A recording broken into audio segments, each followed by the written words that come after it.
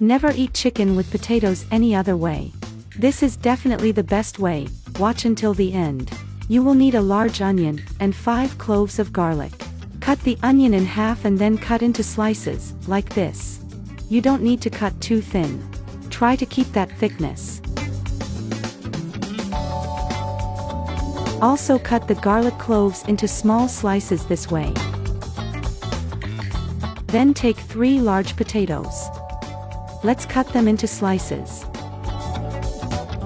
Cut like this, not too thin and not too thick. Then, in a pan or roasting pan like this, make a layer with the onions and garlic. Then layer the potato slices in this way. At this moment I would like to know from which city you are watching us. Leave it in the comments so that in the next recipe I send you a special message. Now, you will need 3 boneless chicken breasts. Let's cut them into cubes approximately 1 finger thick. Thank you so much for following our page and seeing our recipes.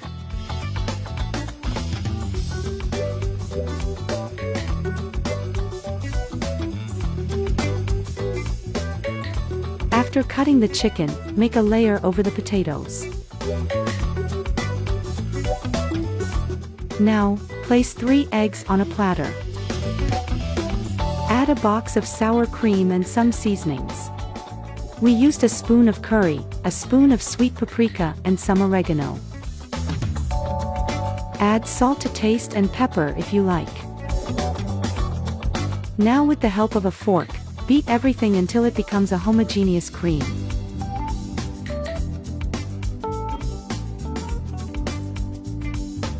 After that, drizzle the pan with olive oil in this way. Then put the cream we just whipped over the layers. Cover with aluminum foil and bake for 40 minutes at 200 degrees. While it's in the oven, cut a tomato into slices like this. Also grate approximately 120 grams of mozzarella cheese. After 40 minutes, remove from the oven carefully so you don't burn yourself.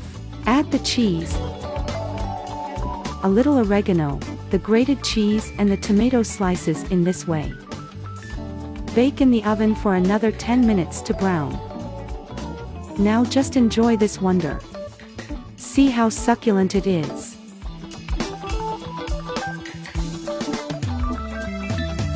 Do it at your house and tell me how it turned out. See you in the next recipe.